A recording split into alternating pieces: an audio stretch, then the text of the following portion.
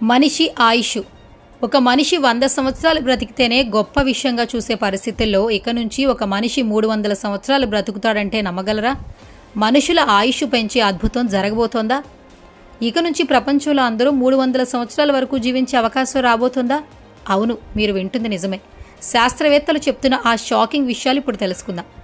మారుతున్న జీవనశైలికి అనుగుణంగా మానవ జీవన పరిణామంలో కూడా అనేక మార్పులు చోటు చేసుకుంటున్నాయి. ఒకప్పుడు 35 ఏళ్లుగా ఉన్న మానవుల ఆయుష్ నేడు 70 సంవత్సరాల వరకు తీసుకురాగలిగాం. అయితే క్రమంగా దీన్ని 100 సంవత్సరాల వరకు తీసుకెళ్లడానికి అనేక ప్రణాళికలు జరుగుతున్నాయి. ఆ విషయం అలా ఉంటే అప్పుడప్పుడు 100 సంవత్సరాలు బ్రతికిన మనుషుల గురించి వార్తల్లో వింటుంటాం. అంతకాలం బ్రతకడం అంటే అదొక గొప్ప విషయంగా చెప్పుకుంటాం. అయితే ఇప్పుడు 100 కాదు, 200 కాదు, ఏకంగా మనిషి 300 సంవత్సరాల పాటు ఆయుష్తో మనుషులు జీవించబోతున్నారా? అవును, మీరు వింటుంది నిజమే. భవిష్యత్తులో మనుషులు 300 సంవత్సరాల వరకు మరణం లేకుండా ఉండే ప్రణాళికలు సిద్ధం అవుతున్నాయి. ఇదే అంశానికి సంబంధించి శాస్త్రవేత్తలు కీలక ప్రకటన చేశారు. ప్రస్తుతం మనిషి సగటు ఆయు ప్రమాణం 70 ఏళ్లు.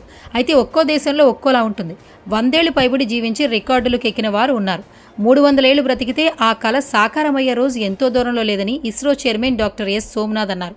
శరీరంలో పాడైపోయిన అవయవాలు, చనిపోయే దశలో ఉన్న జీవకణాలను మార్చడం ద్వారా 200 నుంచి 300 సంవత్సరాలు జీవించే అవకాశం ఉంటుందని తెలిపారు. జేఎన్టీయూ హైదరాబాద్ 12వ స్నాతకోత్సవానికి ముఖ్య అతిథిగా ఇస్రో అధిపతి హాజరయ్యారు.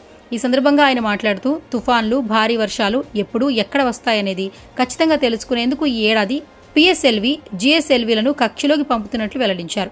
మానవులను అంతరిక్షంలోకి పంపించే గగనయాన్ మిషన్ను ఈ ఏడాదిలో నిర్వహించుతున్నట్లు చెప్పారు. విద్యార్థులు రోబోటిక్ పరిజ్ఞానం పెంచుకుని అత్యాధునిక రోబోలు సృష్టిస్తే అంగారక, శుక్ర గ్రహాలపై ఇస్రో చేపట్టే ప్రయోగాలలో వినియోగించుకుంటామని చెప్పారు.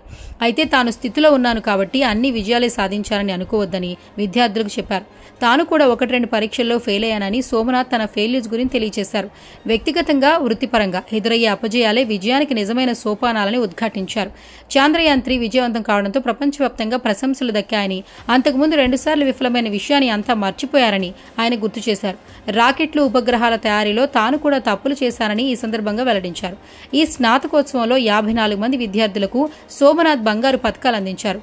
ఇస్రో చైర్మన్ కూడా గౌరవ డాక్టరేట్ అందించారు.